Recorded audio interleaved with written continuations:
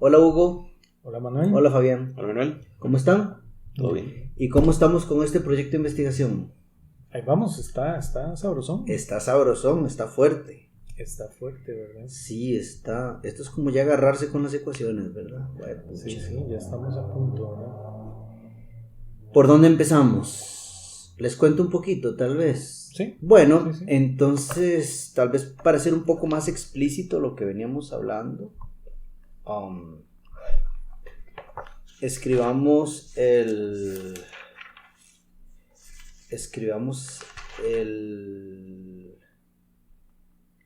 tensor de energía momentum, tal vez, del artículo de Choptic, porque no se dice en ninguna parte. Por supuesto. Y entonces uno queda como en el aire, ¿verdad? Entonces empecemos por ahí. Entonces, acople mínimo, ¿verdad? Entre campo escalar, sin masa, y gravedad. Entonces, básicamente sería este que está aquí. Estos son distintas referencias que después las podemos compartir, ¿verdad?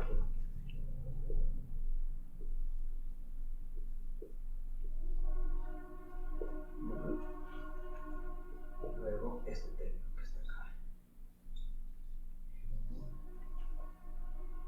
La sigma.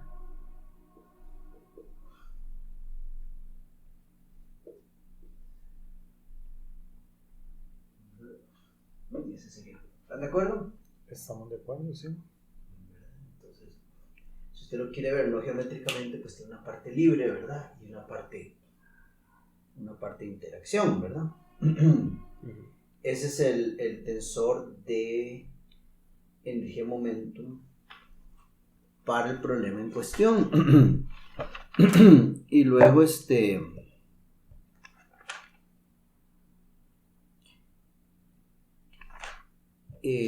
para obtener las ecuaciones de Einstein, pues uno lo que hace es que uno tiene que calcular el tensor de curvatura, luego el tensor de Ricci, que es este, y luego el escalar de Ricci, ¿verdad? Para obtener el G mayúsculo, el G mono. Y entonces estas son las ecuaciones de Einstein, ¿verdad? Son 10 en total, pero por simetrías solamente quedan 4, por eso aparecen 4 en el Choptic. Entonces, pues yo me da un poco la tarea, lo que habíamos hablado, de a partir de aquí obtener las ecuaciones de Einstein. Usando matemática, que en realidad es algo bastante directo. De hecho, una de las grandes cosas que cambiaron con matemática es que muchos autores que en los años 70 habían escrito artículos sobre relatividad general calculando tensores y habían tardado meses en hacer los cálculos, luego en unas pocas horas pueden reproducirlos. Uno lo puede hacer y vieran que estoy un poco pegado y les voy a contar por qué. Usted puede obtener las ecuaciones. En realidad no es nada muy allá, muy complicado, pero usted puede obtener las ecuaciones, pero no es nada obvio que le va a quedar igual que 3, 4 y 5 Choptic, porque si usted computa las 4 ecuaciones, los componentes 0, 0, 1, 1, 2, 2 y 3, 3, y usted los calcula, no quedan exactamente igual, porque digamos en particular, por ejemplo, la primera que hice fue lo que vendría siendo la ecuación 5 de Choptic. Entonces, la ecuación, voy a escribirlo ya que estamos. Esto es Choptic, ecuación 5. Entonces dice A' entre A más A cuadrado menos 1 entre 2R menos 2πr y luego, bueno, pi cuadrado más phi mayúscula cuadrado igual a 0, en donde recordarán, bueno, si no se lo recuerdo, que el phi mayúscula es el de phi de r, y el pi mayúscula es A entre alfa por de phi de t, ¿verdad? Entonces, bueno, después de todo el zambrote, uno calcula, por ejemplo, lo que vendría siendo la ecuación temporal, la 1, 1, la 0, 0, digamos, la primera. Y entonces cuando uno le queda exactamente esto, ¿verdad? Pero le queda algo que no es esto, le queda otra cosa. ¿Y qué es lo que pasa? Que cuando vos tenés las 4 ecuaciones, vos podés hacer sustituciones entre ellas o cambiar de base, ¿de acuerdo? Y entonces, pues, esa en realidad no están allá, pero entonces para poder decir que las 4 ecuaciones que obtenés de manera directa aquí son iguales a las 4 ecuaciones del Choptic, tenés que encontrar cómo hacer las sustituciones para pasar de una a la otra, y en eso estamos, ¿verdad? En realidad no espero mayor complicación, y cuando tengamos eso hecho, pues ya va a estar eso listo para un cambio de coordenadas. Pero sí, les digo que era un poquito más, se las traía, ¿verdad? No es tan directo. ¿Por qué? Porque el tensor de curvatura, ¿verdad? Tiene 4 índices, y cada índice son 4 valores, y entonces, está bien, hay simetrías y todo, pero es un poquito más complicado de lo que uno puede hacer en un ratito, hay que sentarse, bueno, y en eso estamos. Entonces, ¿qué les parece? Vamos, ¿verdad? Claro. Ahí vamos con eso. Y para adelante todo, ¿verdad? Sí. Qué bueno. ¿Cómo lo ven? Muy bien. Sí. ¿Verdad? Exactamente eso es lo que queremos, ¿verdad? Vean que el código está ahí para el que lo quiera ver. Claro. Y la idea es, ¿verdad? Que ahorita estamos usando para obtener las de Choptic ese GMU que tenemos ahí, estamos usando el GMU de Schwarzschild. Bueno, no de Schwarzschild, sino ese modificado de Schwarzschild. Dinámico. Sí, que Choptic dice que es la métrica más general, ¿verdad? Correcto. Entonces, puesto de esta manera, ya sería cambiar ese GMU, ¿verdad? Por el GMU de... Ya sea así, Eddington, Finkelstein. Correcto. Entonces se va volviendo un poquito más directo Sí, estar probando diferentes coordenadas. ¿verdad? Por eso es importante rehacerlo, ¿verdad? Así es muy importante.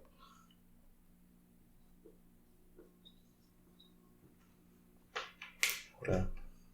Ya cuando tenés términos, digamos, cruzados, aquí es un poquito más enredado, Claro. La inversión de G, claro. Pero todo bien, ahí vamos. Sí. Recordar que G, ¿verdad? Está en ese contenido en SDS, ¿verdad? Eso es importante para que lo ve por primera vez. Así es. Entonces ahí vamos. Qué bueno. Hay que recorrer todo esto para que luego, para estar un poco más en la jugada, un poco más seguro de los resultados. Sí. Porque claro, cuando tengamos algún resultado interesante, sobre todo si es algo que no se ha esperado, la gente debe empezar vamos a ver, si obtenemos un resultado interesante, ahí es cuando vamos a tener que empezar a convencer a la gente que el resultado es de verdad, y no. Entonces todo esto hay que tenerlo trabajado, ¿verdad? Correcto.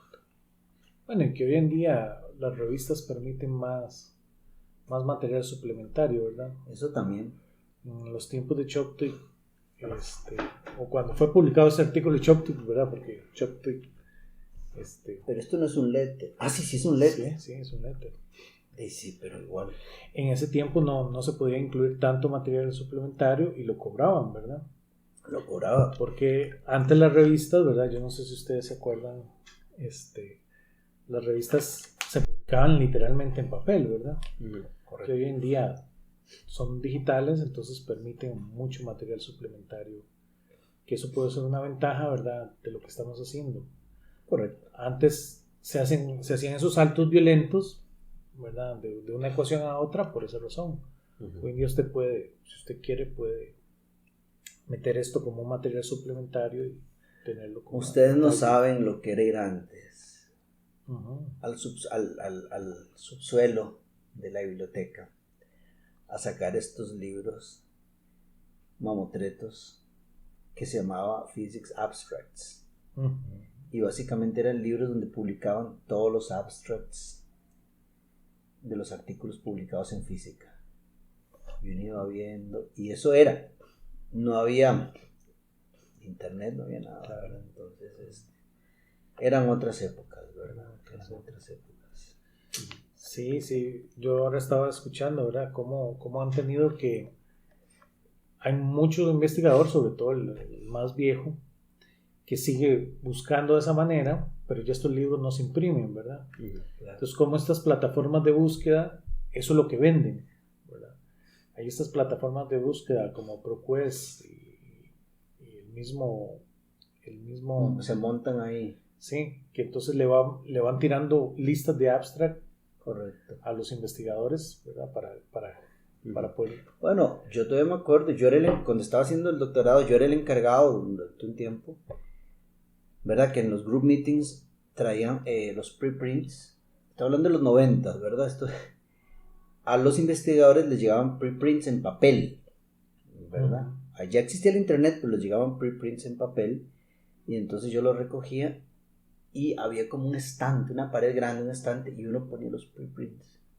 Y entonces el investigador, una vez por semana, lo que hacía es que agarraba y veía ver los preprints en papel, ¿verdad? Claro. Y me acuerdo que yo participé en esa discusión. Estoy hablando a final de los 90, donde se decía, ya con internet esto no hace falta.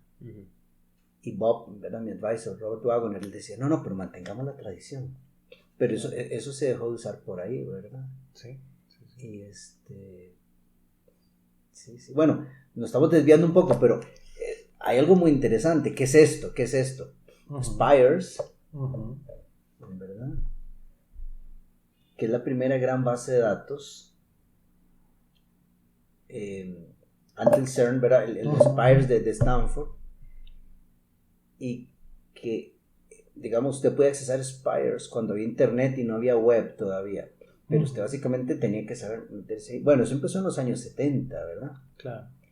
Entonces, esas bases de datos, pues estaban ahí, ¿verdad? Lo que pasa es que, digamos, usted casi que, digamos, era más fácil ir que ponerse a aprender cómo entrar. Lo que hicieron luego con internet fue que sí, lo vieron más disponible. Lo hicieron muy fácil, ¿verdad? Uno no tenía que saber dónde, pero en fin, ¿verdad?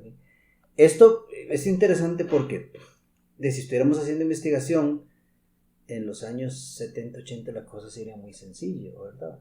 Y las personas todavía están vivas y un poco lo que vos decís, ¿verdad? Sí. Pero es muy interesante. El famoso Spires, que todavía existe, por cierto. Sí, claro, y ahora es más moderno. Sí. Y ahora sirve más para clasificar los investigadores, ¿verdad? Se usa mucho, entonces dice con quién publica quién, ¿verdad? Y hace redes de investigadores. Sí. Los papers y todo. Y mucha gente ha visto que no tiene Google Scholar, pero sí tienen. Spires es para los, tal vez, ¿verdad? Es una base de datos la más grande del mundo en ese momento de artículos de física. Claro. Entonces vos, por ejemplo, vos puedes llamar por teléfono a Stanford, al Slack, y decirle a la persona, porque no hay internet, ¿verdad? O sí había internet, pero era muy difícil. O sea, vos tienes que saber. Entonces, pues uno puede llamar por teléfono y preguntar, ¿verdad? Ahora nos parecería ridículo eso, ¿verdad? Pero en un momento dado, puedes llamar por teléfono a Stanford y preguntarle dónde estaba el artículo. En fin, están agarrando como nostalgias ahí extrañas. Sí, por supuesto. Spires. Y el primer, ya que estamos, ¿verdad? El primer servidor de Estados Unidos estuvo en Stanford. Sí, me imagino. El primer servidor, y ya después por todo lado, ¿verdad? Regresando al proyecto, ¿verdad? Venimos, ¿verdad? Sí. Eso es muy importante. ¿Se acuerdan? Yo estaba trabajando un poquito en el artículo de Cain. Sí. Y sí, por supuesto está un poquito duro de entrarle y llegar a la suposición que él da, ¿verdad? Él da esta suposición de que uno puede llegar a la simetría de Kruskal-Sekeres, pero igual, un poquito como lo que pasa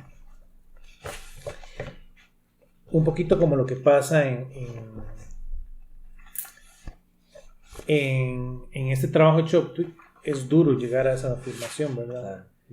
Yo no podría, todavía no estoy en posición de asegurarles que es correcto. ¿Se acuerdan que este artículo no fue propiamente publicado, verdad? Eso no me acordaba. Sí. Está en el archive nada más. Solo está en el archive. Entonces, claro, quería revisar el cálculo bien, pero sí está un poquito complicado. Un poquito fuerte, sí. Porque básicamente lo que logró fue desacoplar las ecuaciones diferenciales, ¿verdad? Esas las mismas, las 3, 4 y 5, que ahí están acopladas, ¿verdad? Porque como Choptwig las resuelve con un método numérico, no necesita desacoplarlas. Correcto. ¿Verdad? Él nada más echa todo el chorizo. Echa todo el chorizo a la computadora y la computadora le da una solución.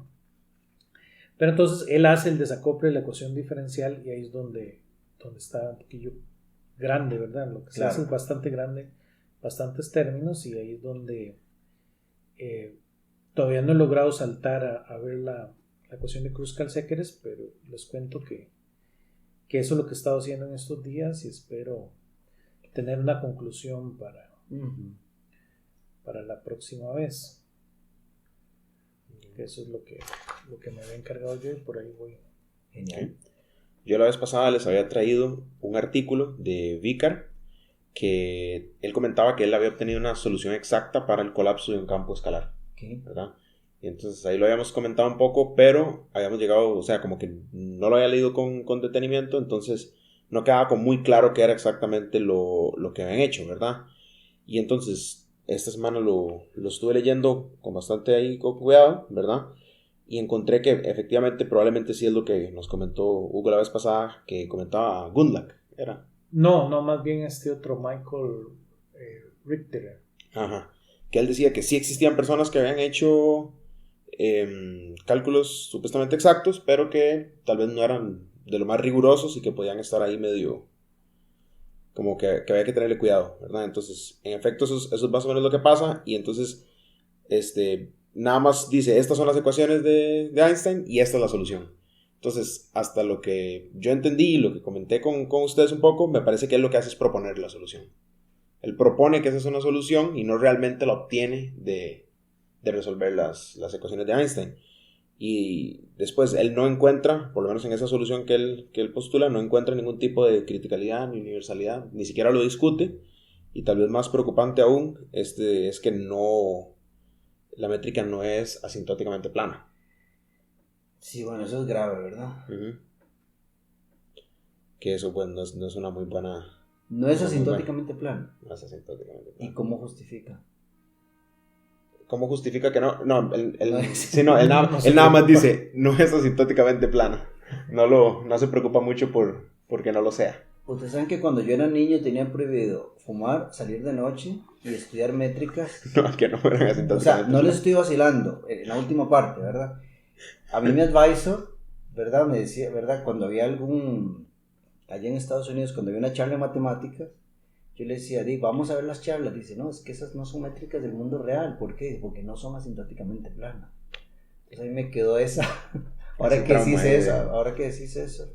Sí, ¿verdad? Es que ser asintóticamente plano es donde usted tiene la masa, ¿verdad? Y se aleja de la masa. Y la idea es que ya no puedes tener efectos debido a la masa. Claro. O sea, si usted está muy largo de algo... A menos que Dios sea perverso. A menos que haya algún sistema Algo raro. perverso, ¿verdad? Sí. Entonces, cuando usted se empieza a alejar de algo, ese algo no lo puede afectar. Claro, pero es que además, digamos, la idea de estudiar un sistema y un modelo es que se simplifique. Cuando vos...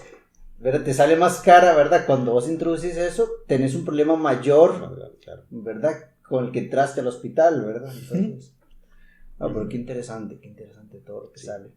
Entonces, o sea, todavía no hemos encontrado a nadie que lo haya hecho exacto.